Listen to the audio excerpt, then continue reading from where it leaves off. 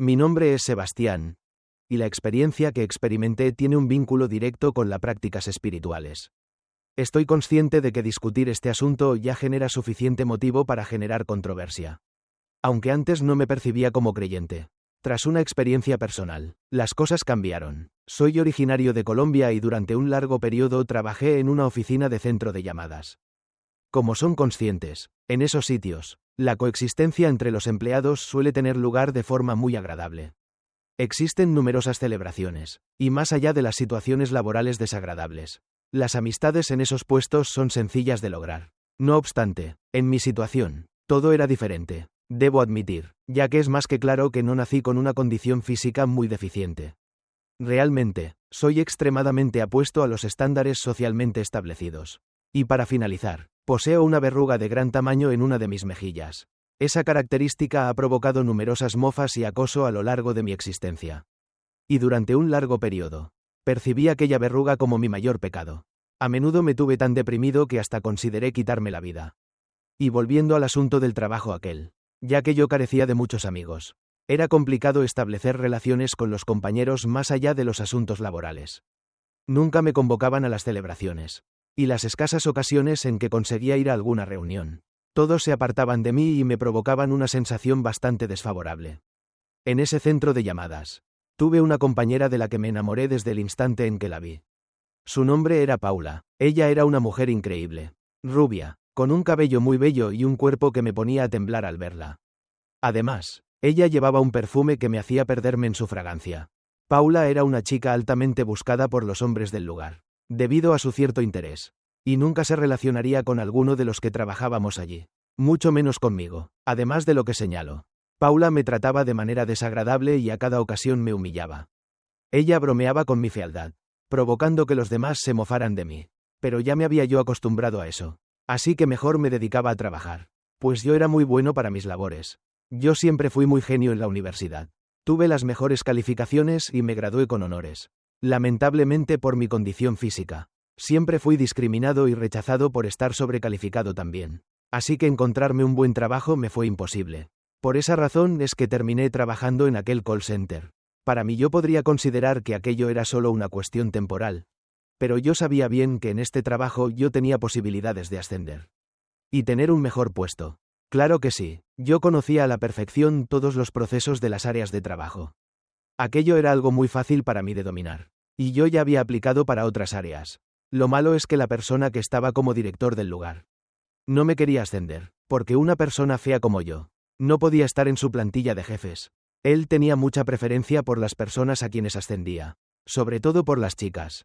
Sin embargo, como es conocido en los call centers, la rotación del personal es muy constante.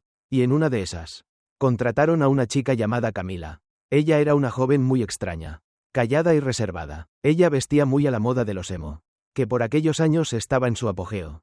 Como a ella por dicha característica. También la rechazaban mucho, tanto ella como yo. Comenzamos a tener una gran amistad. Camila era muy agradable y me trataba bien, cosa que ya era ganancia. Poco a poco se fue abriendo más la confianza entre nosotros. Y un día de trabajo, tal y como cualquier otro, Camila, al ver el trato que me daba Paula, me preguntó que por qué yo la soportaba, y por qué le permitía yo esas faltas de respeto hacia mi persona. Ante su pregunta, a mí no me quedó más que confesarle a Camila, que yo había estado enamorado de Paula desde ya hacía tiempo, y que por eso no me sentía capaz de llamarle la atención.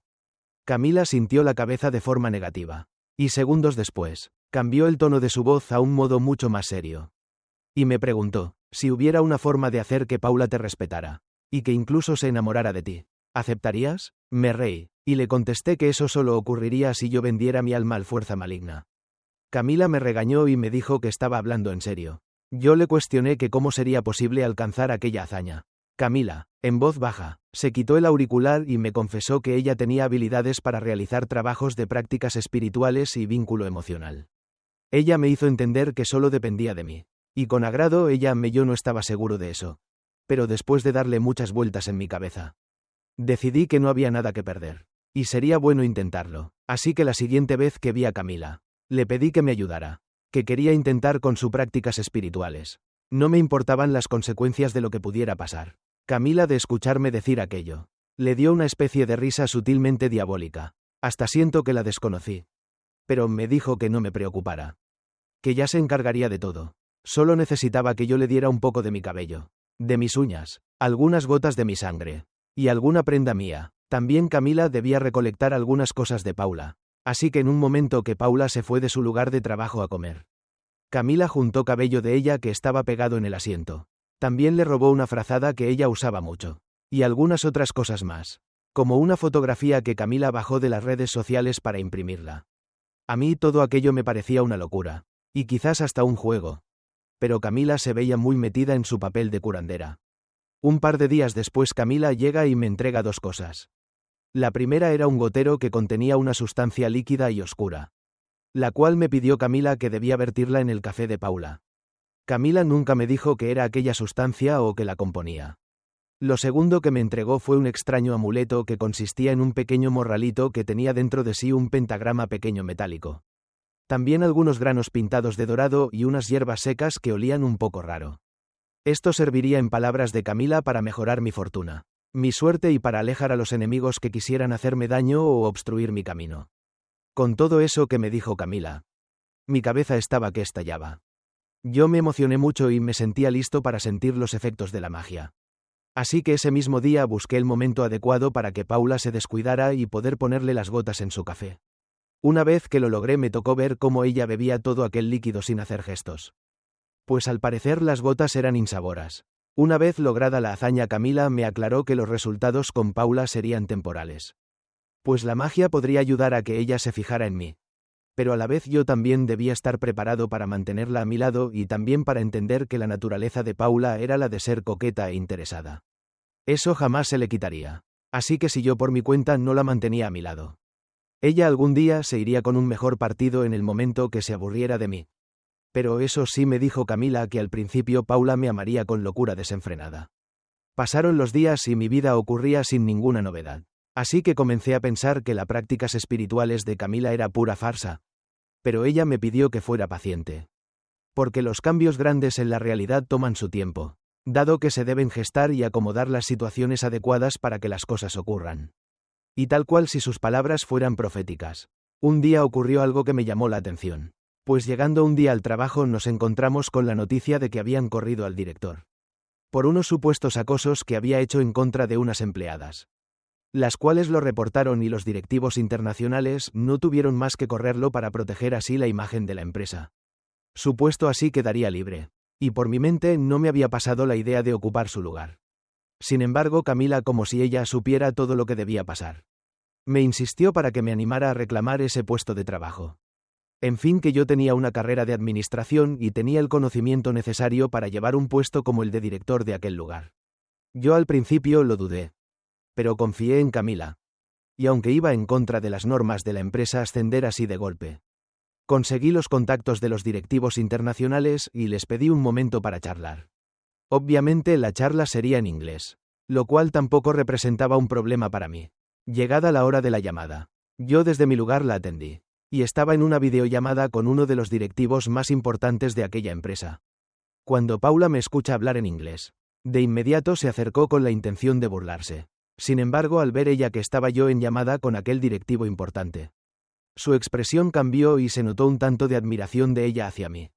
Para no extender esto más de lo debido, yo con mis conocimientos convencí de inmediato a los directivos, quienes no dudaron en venir a hacerme otra entrevista personalmente, y algunas pruebas de conocimiento, las cuales no tuve problema en aprobar. Así que al par de semanas de una intensa capacitación, yo había sido finalmente ascendido a director general de aquella empresa. Todos estaban que no la creían. Y yo tampoco. Camila me dijo que todas esas cosas que me estaban ocurriendo, era primero porque yo me lo merecía, y también porque era necesario que aquello ocurriera, para que el escenario con Paula se pudiera empezar a gestar. Cuando me puse a pensar en eso, caí en la cuenta que sí. En efecto, las cosas estaban cambiando desde que Camila me ayudó. Así que no dudé, y la mandé capacitar a ella para que fuera mi asistente personal, y pudiera también ganar un buen sueldo. Sin embargo, en esta historia faltaba la cereza del pastel. Pues Paula, al verme en mi oficina como director, ya muy bien vestido, en un buen carro, de inmediato comenzó a acercarse a mí, tal y como se acercan las moscas a la miel. Ella ya no me faltaba al respeto, sino todo lo contrario. Ella comenzó primero llevándome detallitos como chocolates, y stickers con frases positivas que pegaban el monitor de mi computador. Cuando yo llegaba en las mañanas y los veía, la verdad es que sí me alegraba el día. Ahí fue cuando supe que las cosas estaban cuajando bien con las prácticas espirituales de Camila. El momento por fin había llegado. Yo me armé con acento agudo de valor e invité a salir a Paula. Ella de inmediato dijo que sí. No sabía yo si era cosa de interés o por amor que ella aceptó. Pero como yo estaba enamorado de ella perdidamente. En ese momento no me importó. Porque por primera vez yo estaba disfrutando de la vida con una bella mujer a mi lado.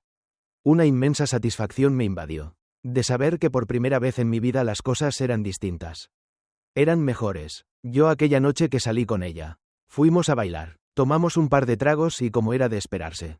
Tuvimos una noche llena de pasión. En la que ella se entregó a mí con intensidad.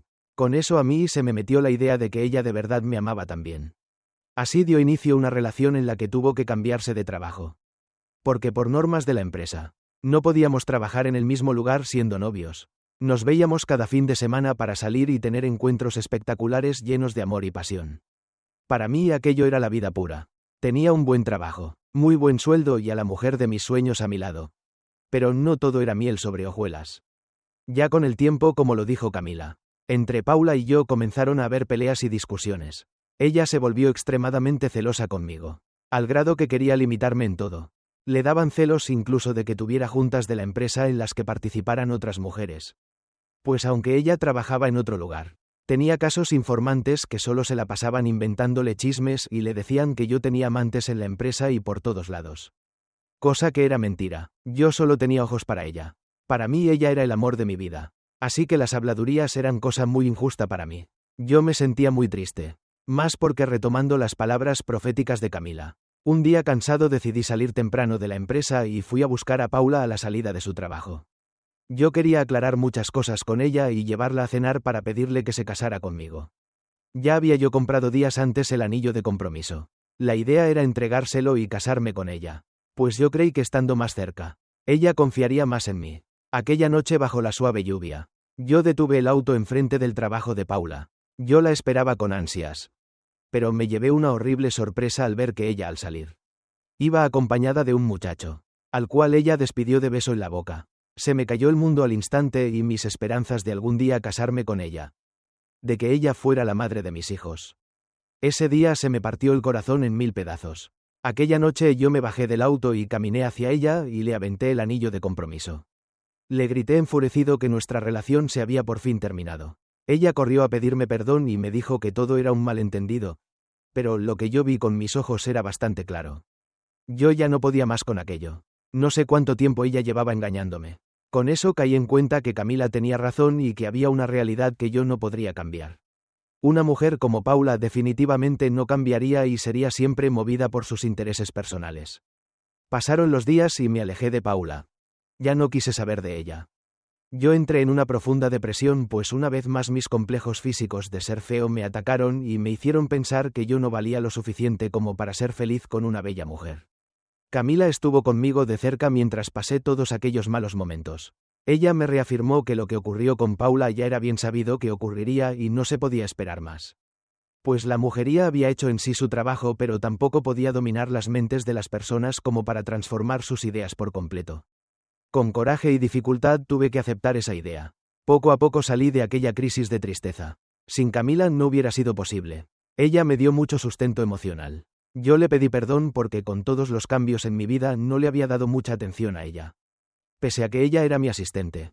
Creo que no noté ni siquiera cuando dejó de vestirse como una emo y comenzó a usar ropa y peinado formal. Ahora ella se veía hermosa y no dudé en hacérselo saber. Ella al escucharlo vi cómo se sonrojó. Qué tonto había sido yo.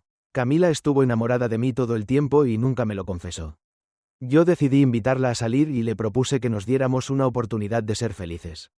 Así que fuimos a cenar varias veces y nos enamoramos al grado que terminamos casándonos.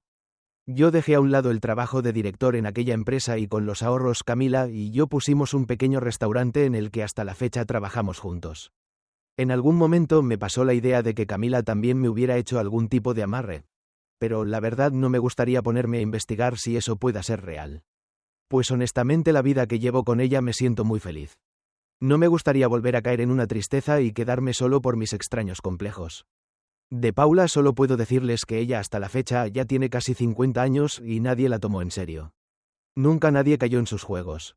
Ningún hombre la tomó en serio más allá que para una noche de pasión y yo no sé si realmente las prácticas espirituales que Camila hizo fue lo que provocó todas estas cosas. Pero me alegra que nadie haya muerto o haya sufrido algún efecto negativo. Todo ocurrió de una manera que pareciera haber sucedido por mero curso de la naturaleza. Sin embargo, yo me siento agradecido de decir que las prácticas espirituales cambió mi vida. Deslealtad. Existen hombres que gustan de jugar con los sentimientos de sus parejas. Que gustan de andar de cama en cama satisfaciendo su instinto. Buscando ese placer que más allá de ser eso, es un vacío en su alma que nunca van a poder llenar. Alejandra era una chica joven y hermosa. Cuando los sucesos ocurrieron ella tenía 22 años y trabajaba atendiendo la caja en una carnicería. Ella deslumbraba por su belleza y por su encanto. Además ella era una chica de personalidad muy agradable y atraía a muchos pretendientes. Muchos de ellos hombres buenos que podrían darle una compañía y amor leales. Sin embargo, Alejandra ya tenía varios meses saliendo con un chico llamado Tomás. Él era un joven que tenía mala fama de ser mujeriego. Pues quienes eran cercanos a él sabían muy bien que le gustaba andar conquistando muchachas aquí y allá para pasar la noche.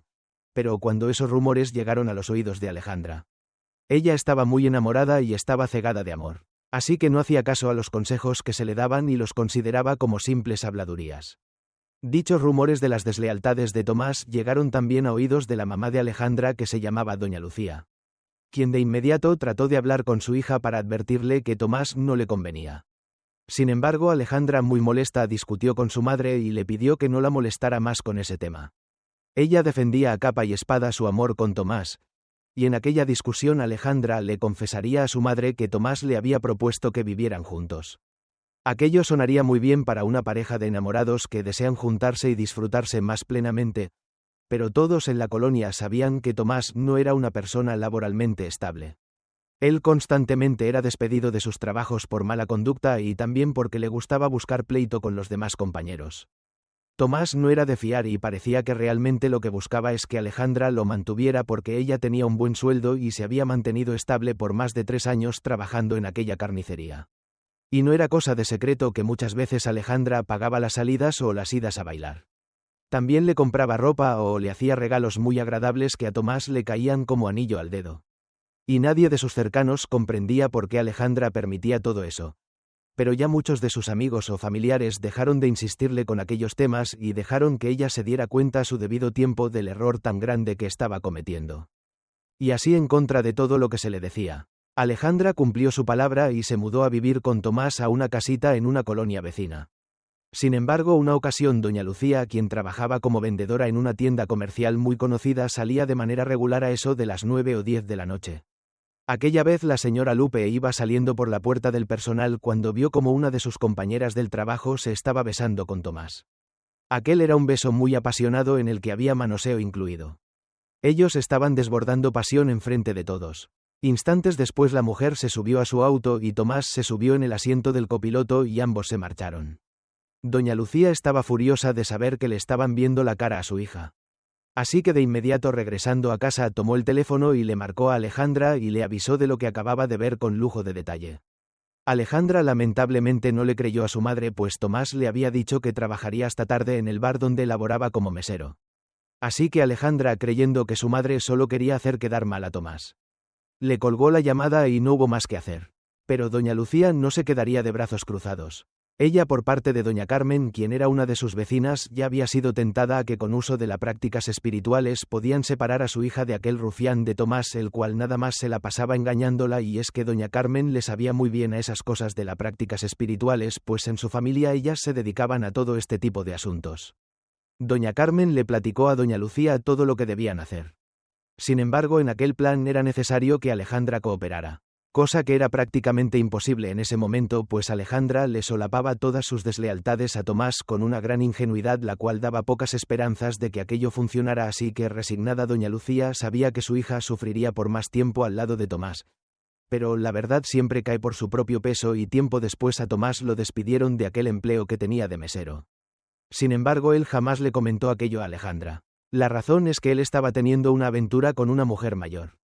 Una de esas a las que le llaman Sugar Mommy, y aquella mujer estaba intercambiando con Tomás noches de placer y compañía a cambio de dinero, y es que la mujer era de muy buen estatus y le pagaba bien a Tomás por cada noche que pasaba con ella. Algunas de las amigas de Alejandra ya le habían dicho que vieron a Tomás montado en la camioneta de la mujer y que también los habían visto entrando y besándose en un bar. Sin embargo, Alejandra no lo creía porque cada noche Tomás, pese a que ya lo habían despedido, él cínicamente salía de casa vistiendo el uniforme de aquel bar en el que trabajaba de mesero. Realmente las sospechas en Alejandra comenzaron a surgir cuando Tomás no llegó en todo el fin de semana a la casa. Al parecer a Tomás aquella Sugar Mommy se lo llevó a la playa y el lunes que regresó por la noche Tomás se veía requemado por el sol y venía muy borracho. Lo peor de todo es que se había ido sin avisarle a Alejandra y ella se había quedado muy preocupada. Al parecer Tomás estaba confiado de que su señora amante lo mantendría con buenas cantidades de dinero a cambio de noches de pasión. Así que él ya no necesitaría a Alejandra. Tomás de verdad era detestable y Alejandra aquella vez que lo vio llegar trató de sacarle la verdad, pero Tomás negaba todo y afirmó que simplemente estaba trabajando. Su actitud de verdad que era nefasta y pese a que su aroma a perfume de mujer y los chupetones en el cuello lo delataban, él lo seguía negando todo. Alejandra muy triste sabía que ya era el fin de todo, pero no sabía cómo manejar la situación, así que esa noche solo tomó algunas de sus cosas y se fue a dormir a la casa de su madre doña Lucía. Alejandra estaba furiosa y decepcionada también y al contarle todo lo que pasó a su madre doña Lucía le dijo que ya mucha gente había visto a Tomás con aquella señora en su camioneta y paseando felices. Alejandra por fin cayó a la realidad y doña Lucía también muy molesta le dijo a Alejandra que sería buena idea el desquitarse, así que comenzó a meterle ideas a Alejandra y le contó también de los trabajos de prácticas espirituales que doña Carmen les había ofrecido. En ese momento Alejandra estaba tan molesta, tan llena de rabia que aceptó rápido la propuesta de su madre y al día siguiente a primera hora fueron a visitar a doña Carmen. Aquella señora curandera estaba muy contenta de que por fin se hubieran decidido a hacerle prácticas espirituales a Tomás, pues doña Carmen tenía un odio especial y muy grande hacia los hombres infieles, todo por experiencias personales de su pasado, así que aquella venganza ella la iba a disfrutar muchísimo. Doña Carmen le pidió a Alejandra que le juntara algunas prendas, cabello y algunos artículos personales de Tomás. Algunas fotografías también. Con aquello ella se encargaría de hacer un ritual para hacerle la vida difícil al infiel de Tomás. Adicional a esto, doña Carmen le dio un frasquito con un gotero a Alejandra y le recomendó que ayudaría mucho el ponerle en una bebida algunas cuantas gotas de aquel brebaje. Como Alejandra aún no iba a recoger todas sus cosas, le llamó por teléfono a Tomás para verlo y así poder cerrar aquella relación por completo. Cuando Tomás contestó, él dijo que aún estaba en la casa, así que en ese momento él la recibiría para platicar. Sin pensarlo, Alejandra se dirigió hacia su casa. Cuando llegó tocó al timbre y Tomás salió con una cara terrible. Él estaba con una resaca. Él estaba con una resaca infernal que le tenía con un dolor horrible de cabeza y con un tono muy cínico de voz Tomás invitó a pasar a Alejandra a la casa. Alejandra, al ver el estado de Tomás, supo que era la oportunidad perfecta para hacerlo caer en la trampa de las prácticas espirituales. Pues Alejandra le dijo a Tomás que no tenía resentimiento hacia él y que lo perdonaba, pero ya no quería estar más con él. Además de eso, Alejandra amablemente se ofreció a prepararle un café bien cargado para la cruda y fue ahí donde Alejandra aprovechó para sacar el frasco del brebaje y colocar las gotas poderosas en aquel café. Cuidándose, claro, de no ser descubierta, pues Tomás se había quedado en el cuarto tirado en la cama mientras Alejandra le preparaba el café. Una vez que Alejandra entró a la habitación con la bebida, Tomás se acercó por atrás de ella y la tomó de la cintura. Comenzó suavemente a besarle el cuello y acariciarle la piel. Todo con la finalidad de seducirla y provocar que se arrepintiera de su decisión de marcharse y abandonarlo. Alejandra por un instante accedió a las caricias y toqueteos de Tomás, pues ella era débil ante él y es que él sabía muy bien cómo prenderla. Alejandra estaba comenzando a perderse en aquel arrumaco corporal cuando por accidente fue que derramó un poco de café hirviendo sobre el pecho de Tomás, quien no traía camisa, y lo quemó haciéndolo lanzar un gran grito de dolor. Tomás se molestó mucho por aquello y tomó el café y comenzó a beberlo sin importarle lo caliente que estaba. Si aquel accidente no hubiera ocurrido, seguro Alejandra hubiera caído en la tentación y todo el plan se hubiera caído también. Pero eso le dio tiempo de cortar aquel momento y comenzar a llenar una maleta con su ropa y para comenzar a recolectar las cosas que doña Carmen le había pedido también. Cuando Alejandra salió de aquella casa, Tomás se quedó muy enojado. Él no toleraba que lo abandonaran. Él, muy cínico, no aceptaba que él había provocado aquello y Tomás ni sospechas tenía de que había bebido del brebaje de doña Carmen. Él no sabía lo que le esperaba. Una vez que Alejandra le entregó las cosas a doña Carmen, La mujer comenzó a confeccionar un muñeco con trozos de trapo de las prendas de Tomás. Por dentro cuidadosamente lo fue llenando con trozos de hierbas y arena del panteón. Con los botones de una camisa de Tomás le cosió los ojos al muñeco y al final, cuando el muñeco ya estaba listo, doña Carmen cogió un alfiler y le pidió a Alejandra que se pinchara en un dedo hasta que le brotara la sangre. Una vez que el alfiler estaba impregnado con el rojo líquido de la sangre de Alejandra, doña Carmen tomó el alfiler y lo clavó justo en el área genital de aquel muñeco. Lo metió muy profundo a la vez que hacía una carcajada malévola. Doña Carmen al parecer disfrutaba de aquel trabajo de prácticas espirituales más que nadie. Alejandra había accedido a hacer esas prácticas espirituales solo por petición de su madre, pero ella en sí no creía en esas cosas. Pues ella no daba por hecho de que eso pudiera funcionar. Pasaron los días y ya Alejandra se había establecido de nuevo con su mamá y ella seguía trabajando en la carnicería y todo iba de manera normal. Pero como sus compañeros los carniceros eran muy dados al chisme, estos le contaron a Alejandra que a Tomás se le había hecho muy mala fama con algunas chicas de la colonia. Porque él ya no estaba funcionando como hombre. Se decía que él ya no era capaz de tener una erección. Algo le habían hecho o le había pasado que el aparato ya no le funcionaba. Alguna enfermedad desconocida o lo que fuera se rumoraba. Sin embargo, Tomás estaba siendo humillado por todos en la colonia, dadas aquellas habladurías que se decían en su contra. Pero todo aquello era verdad. Pues pronto estaba en boca de todos que Tomás había perdido la virilidad y ni siquiera los médicos lo habían podido ayudar. Así que toda esa fama de semental que él se había forjado terminó en una humillante y miserable vida de soledad y rechazo. Pues él ya no podía satisfacer más a ninguna chica. Tiempo después se supo que Tomás no pudo más con la vergüenza y desapareció de aquella colonia. Nadie supo a dónde se fue. Simplemente se lo tragó la tierra. Un par de años más tarde, Alejandra, mientras paseaba por la calle, se topó con un vagabundo que intentaba pedirle dinero. Aunque parecía muy joven, aquel individuo se mostró extremadamente descuidado y captó la atención de Alejandra por su intenso olor a orines y excrementos. Especialmente porque estaba acompañado de 3 perros hambrientos en la calle. Alejandra inmediatamente identificó a ese vagabundo como Tomás, pero ella no pudo reconocerla debido antes de compartirles mi experiencia. Quiero advertirles sobre los poderes de las prácticas espirituales. Ese es un tema que debe tomarse muy en serio. Pues como en mi caso, puede que ustedes también estén siendo atacados por alguna mala envidia o por alguna persona cercana que les esté deseando el mal. Mi nombre para este relato quiero que se muestre como Fabián. Yo soy originario de la ciudad de Cali, en Colombia, y mi experiencia inició hace 15 años y comenzó justo cuando me casé. Mi matrimonio con Sofía se dio a raíz de que ella quedó embarazada de nuestros incontables encuentros amorosos. Ya teníamos un par de años de relación. Así que decidimos que debíamos casarnos e intentar una vida distinta. Algo ya más maduro y en familia. Pero el primer obstáculo que nos encontramos es que no estábamos preparados con la suficiente plata para alquilar una casa y comprar los muebles, entre otras cosas que eran indispensables. Mis suegros, al vernos en aprietos, nos propusieron que nos fuéramos a vivir con ellos un tiempo, en lo que me hacía el bebé y pudiéramos ir mejorando nuestra situación. Así que nos instalamos en un pequeño cuartito donde mis suegros solían tener una bodega de cosas viejas. En aquel espacio, con ayuda de mi suegro, lo fuimos adecuando y quedó muy bien para recibir al nuevo bebé. Pasaron los días y ya instalados, las cosas se comenzaron a poner un tanto incómodas, pues yo tenía trabajos un tanto inestables y mis suegros me comenzaban a ver con malos ojos. Además de eso, los cambios de humor de mi esposa por el embarazo la hacían que no me soportara. Así que solo la pasábamos peleando y dejamos de tener intimidad. Ante eso yo buscaba razones para no pasar tanto tiempo en casa. Así que me conseguí un trabajo sirviendo tragos en la barra de un bar acá en la ciudad. Así que los fines de semana yo trabajaba hasta muy noche en aquel lugar.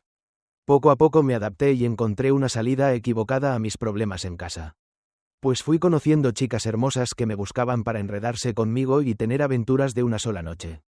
Mi sentir en ese momento me hacía caer y disfrutar aquellas tentaciones, las cuales me fueron alejando poco a poco del cariño de mi esposa embarazada.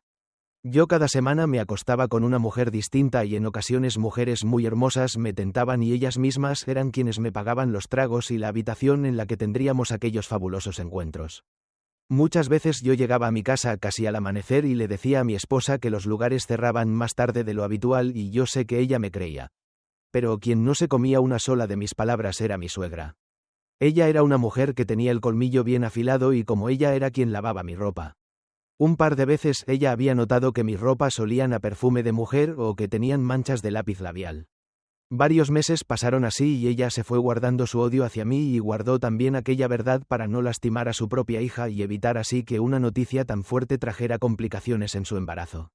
Sé que debió ser triste para ella estar en ese dilema, pero como mi suegra vio que yo no paraba y que cada vez eran más recurrentes mis ausencias en la casa, ella tomó cartas en el asunto para desquitarse de mí. Mi suegra, pese a su odio, me seguía preparando el desayuno. Una mañana recuerdo perfectamente que me sirvió unos huevos revueltos con un trozo de carne y el café como era de costumbre. Pero yo noté que ese café tenía un sabor un poco agrio. Su aroma era diferente, pero yo no podía quejarme por la razón de que muchas veces yo no aportaba dinero para comprar los alimentos. Mi suegra, quien se quedaba parada frente a mí, solo me miraba. Ella se quedaba cerca para asegurarse de que yo me acabara hasta el último bocado y me bebiera hasta el último sorbo de aquel café. En toda esa semana, el sabor en la comida y en el café era un tanto distinto a lo normal. Hasta llegué a pensar que mi suegra me quería envenenar. Pobre de mí. Pero lo que yo ignoraba es que las prácticas espirituales ella me la había metido en la comida. Pasaron los días y yo noté que me costaba mucho trabajo levantarme. Me sentía demasiado cansado y mis músculos se sentían como entumidos. Además me faltaba el aire y había un extraño hormigueo en mis brazos y piernas que pronto se convertiría en una sensación dolorosa e insoportable. Le comenté a mi esposa y fuimos a ver a un médico que era amigo de mi suegra. Aquel era un especialista que me mandó a hacer estudios. Sin embargo, el médico me dijo que todo estaba en orden, que el exceso de vida nocturna y de alcohol ya me estaba afectando. Así que me recomendaba dejar el trabajo en el bar. Yo me fui tranquilo a la casa, pero aún así me pasé 2 días en cama. Yo dormía la mayor parte del día porque solo durmiendo se me quitaban las molestias. En esos días que yo no salía de la cama fue que mi esposa fue al médico y nos dieron la noticia que tendríamos hijos gemelos. Ya faltaban pocas semanas para que Sofía diera a luz y nosotros habíamos decidido que hasta la última etapa queríamos saber si tendríamos un niño o una niña. Yo sabía que mi suegra ya estaba metiéndole ideas a Sofía, porque esa ocasión no me avisaron que irían al médico. Así que me sentí un tanto triste. Sentí que me excluyeron. Aún así, cuando escuché que tendríamos gemelos, corrí a abrazar a Sofía, pero cuando sus brazos rozaron mi espalda, yo solté un grito de dolor, porque el hecho de que me tocaran sus manos me produjo bastante dolor. De inmediato le pedí a Sofía que me revisara la espalda. Me quité la camisa y ella al verme puso una cara de desagrado. Pues lo que vio le causó una horrible sorpresa. Al verme en el espejo noté que tenía unas manchas rojas repletas de pequeñas ámpulas, las cuales estaban reventando y me causaban un ardor horrible. Yo me asusté mucho y tuve que ir de nuevo a visitar al médico. Aquel doctor amigo de mi suegra fue el que me estuvo atendiendo, pero él me decía que todo estaba bien. Solo me indicó algunas vitaminas y que siguiera reposando. Yo no salí de la cama en un par de semanas. Mi situación estaba cada vez peor, porque yo sentía que perdía la movilidad de mis manos y de mis pies. Aquellos dolores que parecían agujas que se me enterraban en el cuerpo iban en aumento y me estaban provocando gran sufrimiento. Lo peor de todo es que no pude estar el día que Sofía dio a luz a nuestros hijos gemelos. Mientras Sofía estaba en el hospital, mi suegra entró a mi habitación para platicar conmigo. La mujer estaba furiosa y me comenzó a reclamar por todas las deslealtades que yo había cometido contra su hija. Ella me pidió que me alejara de sus vidas o que de lo contrario me arrepentiría. Mi suegra confesó que ella me puso un trabajo de prácticas espirituales y que de no irme de su casa y alejarme de Sofía y de los bebés, ella misma se encargaría de matarme con el trabajo que me estaba haciendo. Yo por dentro escuchaba y sentía mucho miedo, porque me sentía como un enfermo en fase terminal. No tenía ni siquiera energías para pelear con la señora y solo escuché que ella me dijo que ya venía un taxi en camino y que me mandaría de regreso a casa de mis papás. Que tomara mis cosas y me largara de su casa, porque ella no quería que cuando Sofía regresara con los bebés yo siguiera poniendo un pie en su casa. También me hizo saber que Sofía ya sabía de todas las deslealtades que cometí y ya no me quería tampoco ver y ni siquiera me dejarían ver a mis hijos. Yo muerto de miedo agarré lo que pude y me salí a esperar a que llegara el dichoso taxi. Sin pensarlo, cuando el taxi llegó subí mis cosas a la cajuela y decidí que después regresaría para aclarar las cosas. Pronto llegué a mi casa y mis papás me recibieron muy preocupados por el estado en que yo había regresado. Cuando les platiqué que mi suegra me había encuranderado, de inmediato mi madre se puso a investigar a dónde me podría llevar para curarme con alguna curandera. Todos esos días yo estuve llamándole a Sofía para arreglar las cosas, pero ella siempre se negaba a atender mis llamadas. Me imagino que su madre le envenenó la cabeza con infinidad de cosas en mi contra y sé que yo también fallé. No pido compasión hacia mi persona ni nada al respecto. Yo reconozco ampliamente mi error. Pero mis hijos. Yo quería conocer a mis hijos. Ellos no tenían nada que ver en esto. Ellos merecían conocer a su padre. Un par de semanas después de que yo seguía agonizando con aquellos males. Me había puesto peor, pues la piel parecía que se me caía en pedacitos, como si se me estuviera pudriendo. Mi mal olor era evidente que ni mis propios padres se me querían acercar. Mi cuerpo estaba invadido de ampollas y no teníamos dinero para pagar un médico. Mis papás no tenían dinero y yo tampoco. La situación era terrible y ni siquiera seguro médico teníamos. La desesperación comenzaba a invadirnos. Pero solo me quedaba resignarme a morir en el abandono y en la soledad. Sin embargo, y por fortuna, una de mis tías le dijo a mi mamá que había conseguido el contacto de una supuesta curandera que curaba y que rompía trabajos y amarres. Sin dudarlo, mi papá vendió una televisión que teníamos y también un par de cosas más que eran de valor para poder sacar dinero para que aquella curandera así me pudiera atender. Mi situación era tan grave que desde un ranchito lejano tuvieron que mandar traer a la mujer porque yo no me podía mover. Yo ya era un moribundo que ni siquiera podía caminar. Fue un domingo en la mañana que la curandera llegó a la casa acompañada de un señor y una muchacha. Aquellos eran sus ayudantes quienes le arrimaban las cosas o lo que ella necesitara. De inmediato la mujer al verme me pasó una especie de péndulo por el cuerpo para ver qué me estaba ocurriendo. La mujer puso una cara de preocupación porque el mal estaba muy avanzado, pero argumentó que en efecto todo lo que yo padecía había sido causado por unas prácticas espirituales que me hicieron. Todo con la intención de acabar con mi vida. Aquella señora revisó la casa para ver con qué cosas se podía apoyar para así trabajar en mis curaciones. Lo primero que hizo fue arrimar una tina grande de aluminio que usábamos para lavar. En aquella apenas cabía yo a la perfección. Por fortuna mi madre había comprado una muy grande. La mujer sacó varias cosas de un morral. Hierbas, incienso, también unos pequeños frascos con líquidos oscuros muy extraños y de muy mal olor. De primero pusieron agua caliente sobre aquella tina y la curandera le puso hierbas y un poco de un extraño polvo verde que ni idea tengo de qué pudo haber sido. La mujer le rezó al agua por unos minutos y después pidió a sus ayudantes que me quitaran la ropa y me metieran en la tina. Me sentía yo tan mal que ni pena me dio que mis padres me vieran desnudo y en tan malas condiciones. Y lo que me preocupaba era que con tantas heridas en el cuerpo por las ampollas. Aquella agua caliente me iba a lastimar más. Pero la curandera me pidió que confiara, que al principio iba a doler. Pero las hierbas anestesiarían un poco el dolor y después ya no sentiría nada. Tal y como la mujer lo dijo. Al entrar en esa agua caliente, sentí como se me quemaba la piel. Sentí que en ese momento fui castigado por el mismo fuego infernal de mis pecados y de todos mis actos llenos de traición y maldad en contra de mi esposa Sofía. Sé que en esos momentos pagué por lo que hice, porque yo lloraba y me retorcía y por más que trataba de salir de la tina. Entre los ayudantes de la curandera y mis papás me impidieron que yo lograra hacerlo. 5 minutos después ya estaba todo tranquilo. Ya no me dolía nada. Ya estaba yo mucho más relajado tal y como lo había dicho la curandera. Aquella mujer de inmediato me dio a beber un líquido que ella preparó y que había puesto a hervir. Aquella bebida sabía carne cruda. Algo asqueroso. No quiero pensar a qué animal tuvo que matar para extraerle la sustancia y después dármelo a ingerir. Cuando lo tragué les juro que fue lo más asqueroso que había probado en mi vida. Yo lloraba de tristeza, de culpa, ahí fui sacando todo el arrepentimiento. Sabía que era tiempo de cambiar y ser mejor. A los pocos minutos de que tomé aquel brebaje y de que lloré como nunca. Caí rendido y dormido, como si aquello me hubiera sedado.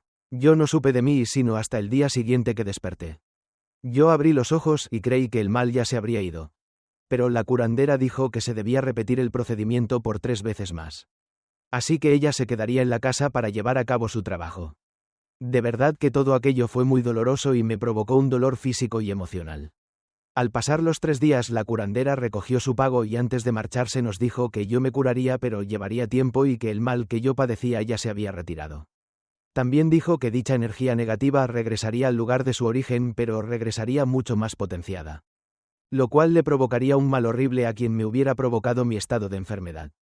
Con prácticas espirituales. La mujer dijo que eso ya no se podía evitar. Dijo que en ocasiones se puede elegir no regresar el daño, pero hay veces que el mismo destino y las fuerzas de quienes están del otro lado son las que se encargan de tomar esa decisión. Yo le pregunté que si mi suegra había sido en realidad quien me trabajó y la curandera me dijo que sí y que también hubo alguien que le ayudó a que yo no mejorara. Un hombre alto, moreno y de bigote. De inmediato me vino la imagen del doctor amigo de mi suegra. Él también estuvo omitiendo mi enfermedad y solo me mandaba a descansar con vitaminas. Nunca me quiso analizar a fondo y nunca me dio un diagnóstico a favor. Qué triste que para ser médico se haya prestado para esas cosas. Yo me sentí muy agradecido con la curandera y la vi marcharse y a su alrededor es como si destellara una brillante luz. Yo sabía que aquella mujer no era un ser humano como cualquier otro. Ella era especial y por eso estaba consciente de que su medicina y sus prácticas espirituales funcionarían en mí. Fueron pasando así los meses y yo me recuperé casi un año después de aquellas visitas de la curandera. En cuanto pude me puse a trabajar de nuevo y traté de localizar a mi esposa, pues yo no había tenido contacto con ella ni con mis hijos hasta entonces. Fui muy insistente al grado que fastidié a Sofía y por fin me permitió que habláramos. Yo le conté de todas las cosas que hice mal. Le confesé de mis deslealtades y con mis palabras llenas de arrepentimiento le pedí que me perdonara y Sofía sí quería volver conmigo, pero su madre se lo impedía. Su madre la tenía amenazada de que si regresaba a mi lado y yo le fallaba de nuevo ella ya no la ayudaría con los gastos o a cuidarle a los niños y yo la comprendía. Yo debía respetar eso, así que a veces nos veíamos a escondidas y así era que yo veía también a mis hijos. Era maravilloso tenerlos en mis brazos. Sentirlos tan llenos de vida. De amor y alegría, y no es de mi agrado contarlo porque no me hace feliz lo que sucedió con mi suegra. Ella meses después de que empecé a ver a Sofía de nuevo. Comenzó a enfermar de una manera súbita y extremadamente rápida. Me comentaba Sofía que de un día para otro se llenó de ronchas inmensas en todo su cuerpo y le brotaron unas llagas horribles en su piel de las cuales le salía pus con sangre. La señora decía que le faltaba el aire y la energía para poder caminar. Como en su casa vieron que no mejoraba, la llevaron al hospital para internarla, pero a las pocas horas ella falleció, pues ella tenía diabetes y otras enfermedades crónicas, así que las prácticas espirituales que se le regresó la fulminó por completo muy rápido. De verdad siento mucha tristeza por ella. Sé que me embrujó para proteger a su hija, pero al final también hizo un gran mal, el cual lamentablemente se le regresó. De su amigo el doctor ya no supe más. No supe si le pasó algo malo también, pero espero sinceramente que no.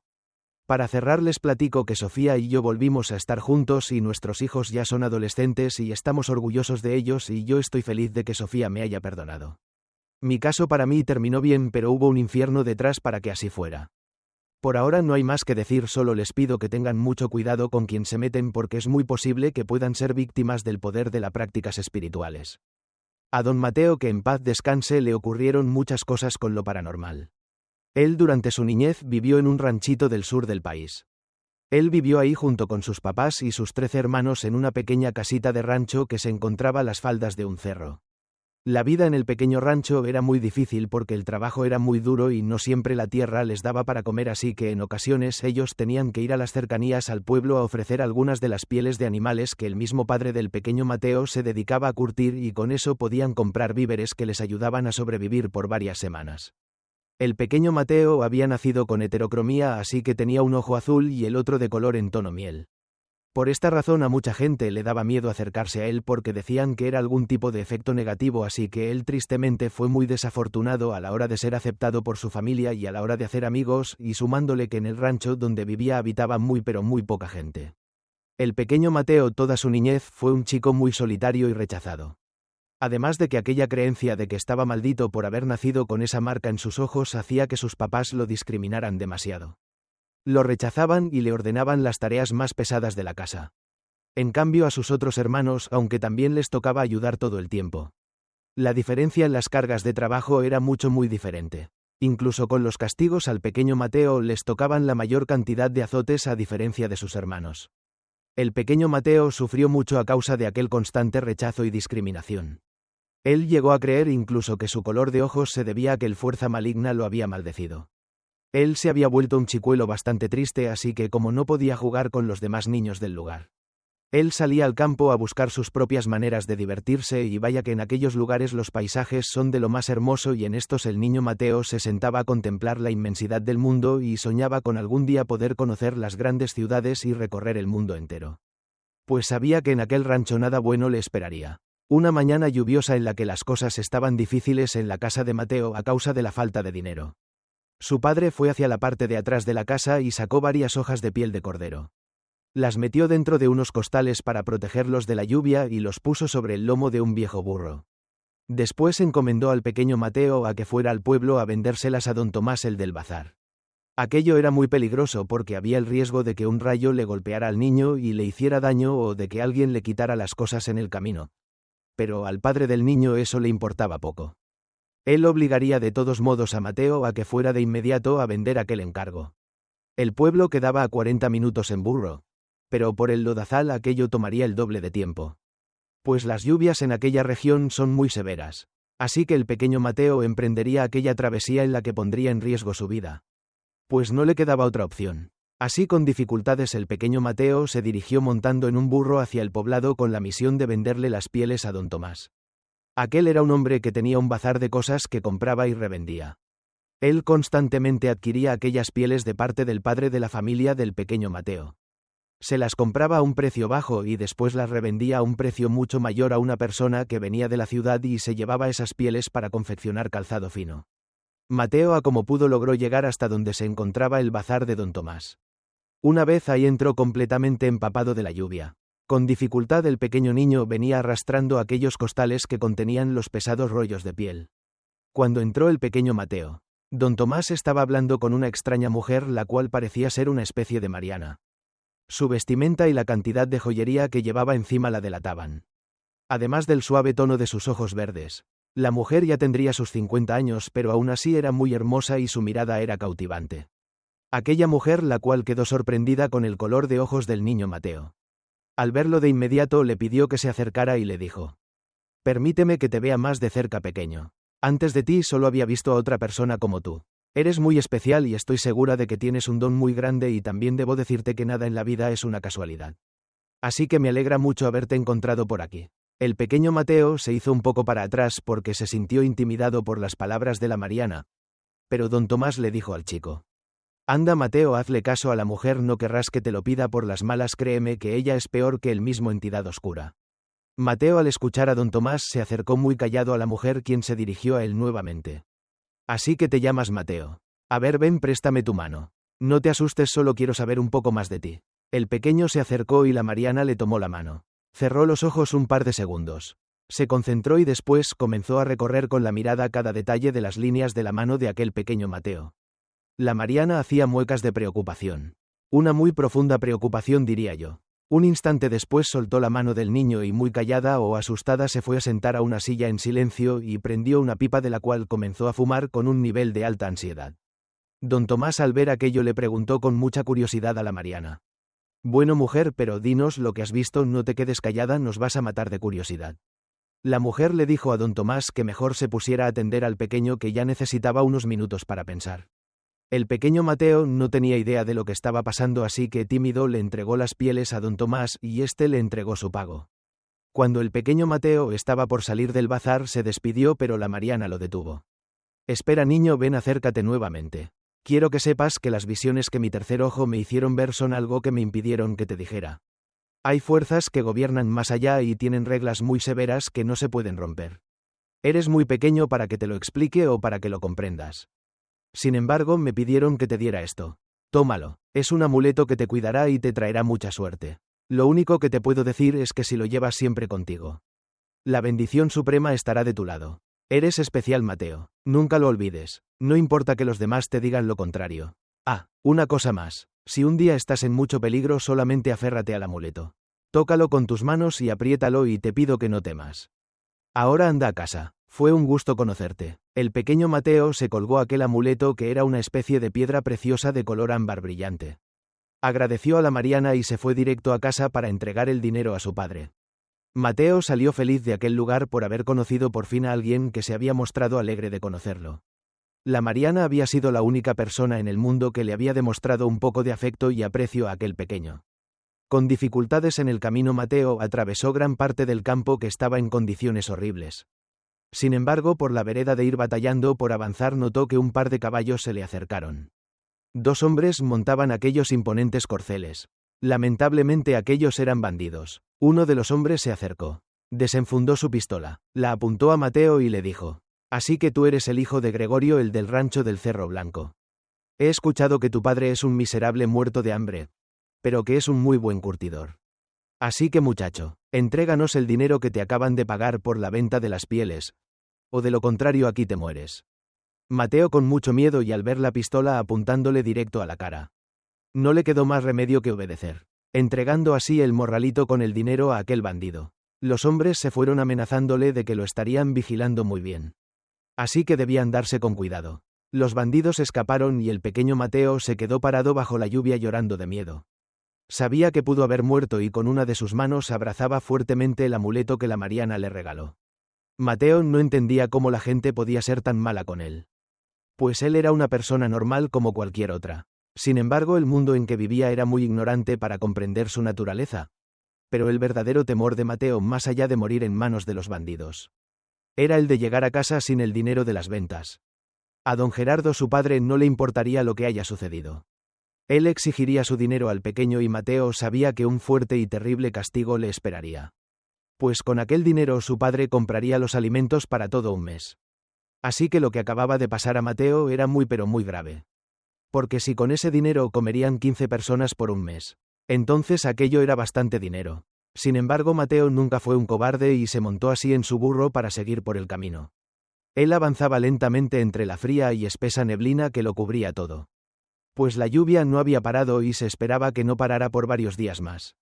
Mateo trató de seguir el rastro de los bandidos con la vacía esperanza de recuperar su dinero, pero lo único que logró encontrar fue una pequeña navaja que quizá a alguno de los bandidos se le debió caer por el movimiento de la cabalgada. Así que la tomó y la guardó en su bolsillo del pantalón. Cuando llegó a su casa con gran timidez, entró y con solo verle el rostro, su padre supo que había ocurrido algo terrible con su dinero. Mateo no tuvo más remedio que explicarle que los bandidos lo habían asaltado. Así que no pudo llegar a casa con el dinero de las ventas de las pieles. Don Gerardo estalló en furia como jamás lo había hecho anteriormente. Él era un hombre muy duro. Pero con Mateo siempre lo fue mucho más y constantemente lo castigaba y le daba azotes sin piedad para enderezar al pequeño. Pero esta vez sería distinto. Esta vez lo ocurrido era mucho más grave. Por lo tanto, el castigo también debía ser mucho mayor. Don Gerardo, enfurecido, tomó al pequeño Mateo y lo sacó de la casa. Pidió a sus demás hijos que no salieran y se quedaran ahí dentro. La madre de Mateo, doña Juanita, apoyaba felizmente a su esposo en aquel castigo y creía que aquello era el mejor correctivo para las actitudes negativas de Mateo. Los demás hermanos estaban felices de saber que azotarían como nunca a Mateo y, hambrientos de saciar el morbo, pedían a gritos salir a ver y disfrutar del sufrimiento de su hermano. Mateo lloraba triste y aterrorizado, pues su padre era peor que la entidad oscura y siendo jalado del brazo. Mateo fue llevado arrastrando fuera de la casita. La espesa neblina no dejaba ver muy bien hacia dónde lo llevaría su padre. Caminaron unos 150 metros lejos de la casa y en el mismo campo don Gerardo hizo que Mateo se quitara la camiseta. Le pidió también que abrazara uno de los árboles que se encontraban ahí y por el otro lado del tronco don Gerardo le amarró los brazos al niño para que no se pudiera mover.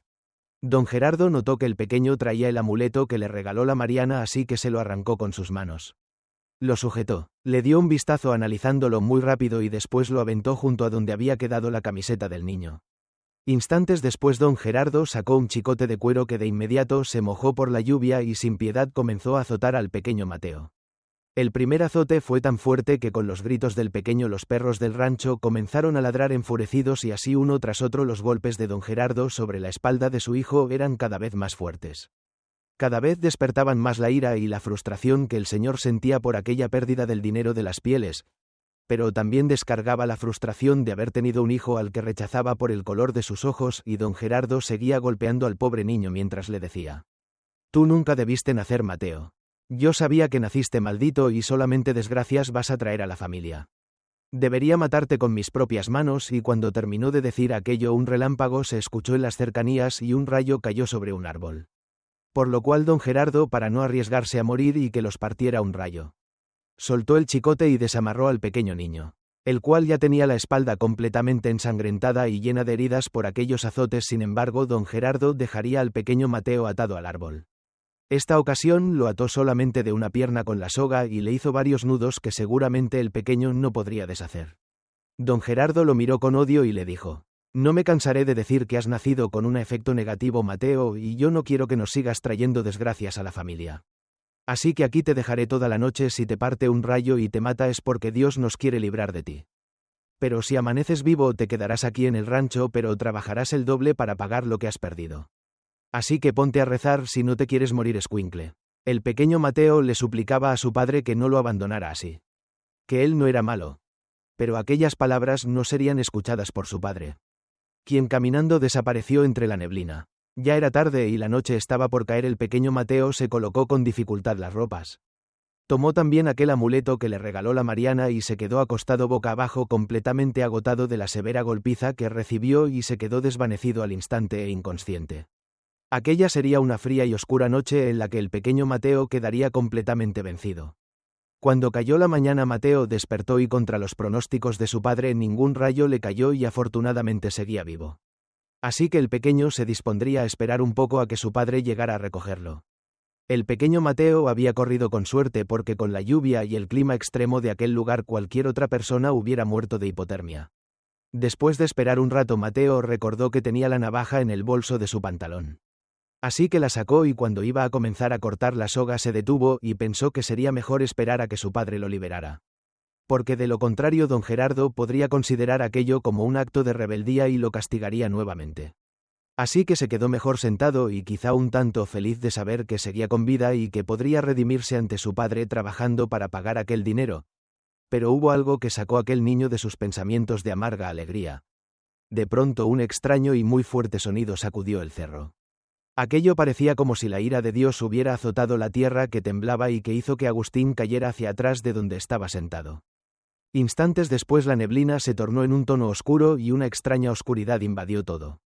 Aquel caos debió durar un par de minutos, los cuales para Mateo fueron eternos, y el pequeño niño, muy asustado por no comprender lo que estaba ocurriendo, solo se agazapó y con sus manos apretó el amuleto de la Mariana y pidió para que nada malo le pasara. Porque el pequeño pensaba que la ira de Dios caería sobre sus pequeñas espaldas. Cuando las cosas se calmaron de inmediato Mateo sacó la navaja y cortó la soga que le ataba al árbol y corrió a como pudo hacia su casa para protegerse. Así que caminó y se abría paso sobre la espesa niebla. Su andar era lento pero trataba de apresurarse lo más posible dentro de aquel profundo silencio que le perturbaba cada segundo que pasaba. Una vez que se fue acercando más Mateo notó que había muchas rocas y montones de tierra y lodo que le impedían pasar para llegar a su casa. Así que fue rodeando y brincando aquellas rocas hasta llegar a lo que era su casa, la cual lamentablemente había quedado sepultada por un inmenso deslave del cerro que por la humedad de las intensas lluvias terminó por sepultar con colosales cantidades de lodo y rocas. La que había sido su casa junto con toda su familia adentro, la cual aún estaba durmiendo cuando la tragedia ocurrió. Ante aquello no había manera de salir con vida, pero afortunadamente Mateo pasó la noche fuera de casa y eso le salvó la vida y, contrario a lo que dijo su padre, Dios no le castigó y le permitió seguir viviendo. Mateo lloraba y trataba de remover la tierra, pero era imposible rescatar a su familia, no había manera, así que su cuerpo tirado lloraba de tristeza su gran pérdida, pues aunque nunca lo quisieron en su casa, él se amaba a sus padres y sus hermanos. Después de un rato una voz de mujer se dirigió a Mateo, quien volteó a verla, pero por la espesa neblina no se le veía bien el rostro. Aparentemente aquella mujer también era muy alta. La mujer, con una voz muy suave y muy tierna, le dijo a Mateo: lamento mucho que hayas perdido a tu familia, me gustaría ayudarte, pequeño, veo que eres un jovencito muy noble, anda, ven conmigo, creo que yo sé cómo ayudarte, te prometo que estarás bien. La mujer tomó del brazo a Mateo y se lo llevó caminando por aquellos caminos llenos de árboles y la espesa y oscura neblina. En el camino la mujer seguía hablando con el pequeño y le decía: yo sé que si miras hacia arriba no podrás verme ni saber quién soy porque tus ojos solo se toparán con la espesa neblina, pero no te apures, así pasa con todas las personas que me quieren conocer, pero te aseguro que solo basta con que creas en mí para saber que existo y que estoy aquí para ayudarte. Sé que eres especial y que confiaste en mí porque me has visto antes con los ojos del alma y sabes que yo no vengo a hacerte daño. Lamentablemente no todas las personas son como tú, tu padre y tu madre nunca te vieron con los ojos del alma, ellos nacieron cegados por el pecado de sus padres y vivieron ensordecidos por los juicios de la demás gente, pero tú naciste diferente, esa es tu bendición, no tendrás por eso que sufrir lo mismo que ellos y vivirás una vida mejor para ti y para los que vienen después de ti. El pequeño Mateo solamente escuchaba mientras seguían avanzando. Un rato después llegaron a un punto que era un camino alterno que conducía hacia el pueblo. La mujer que acompañaba al pequeño le dijo que hasta ahí lo podía guiar y le pedía que condujera por aquella ruta y que pasara lo que pasara jamás regresara, que nunca mirara atrás instantes. Después la mujer acarició la cabeza del pequeño Mateo y se desapareció en la neblina. Mateo tenía mucho miedo, pero se sentía un tanto aliviado por las cosas tan maravillosas que acababa de escuchar. Ya eran con estas dos personas que le habían hecho sentir una persona especial, así que se le vino la idea a la mente de ir a buscar a la Mariana para pedirle ayuda. Con aquel entusiasmo Mateo siguió caminando. El lodo del lugar dificultaba mucho el andar, pero pronto notaría que sobre el camino había lo que parecía un pequeño campamento, así que se dirigió hasta ahí en busca de conseguir un poco de ayuda. Mateo se fue acercando avanzando poco a poco y cuando pudo ver mejor lo que había en aquel lugar vio algo terrible. En aquel lugar había rastros de sangre y partes de cuerpos humanos esparcidas por el lugar. Parecía como si una bestia hubiera atacado a dos hombres y los hubiera devorado a medias. Mateo se asustó y fue invadido por el terror cuando se dio cuenta de que aquellos cadáveres eran los de los bandidos que le habían robado algo o alguien los había prácticamente masacrado y devorado mientras dormían. El pequeño se sintió paralizado del miedo por lo que estaba viendo y cuando trató de correr se tropezó con una de las cabezas y cayó justo a un lado de un pequeño saco de cuero el cual estaba abierto y dejaba ver dentro de sí una gran cantidad de monedas de plata y oro. En aquel morralito no solo iba el dinero que le habían robado a Mateo, sino que estaba el acumulado de todos los atracos que los bandidos habían hecho en varios días.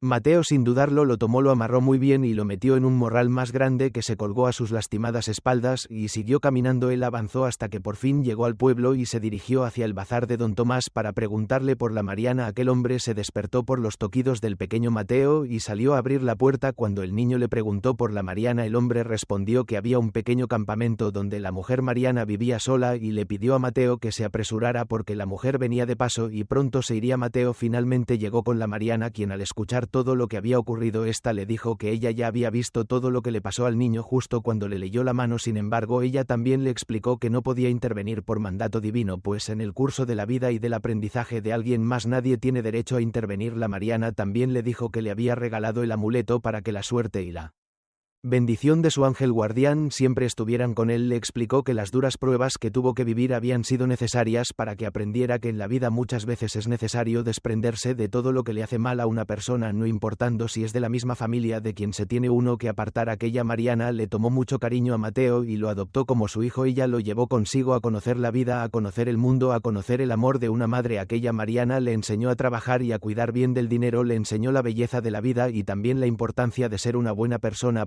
Posteriormente, cuando la Mariana murió a causas de la edad, Mateo era un hombre que logró alcanzar una vida plena, que logró tener una familia con la que fue feliz. Mateo era un hombre con una mentalidad llena de madurez y de buenos valores, pues pese a que siempre todos creyeron que era una persona maldecida por la vida, él siempre fue todo lo contrario, porque aquella Mariana lo más valioso que le enseñó fue a ver la vida desde los ojos del alma.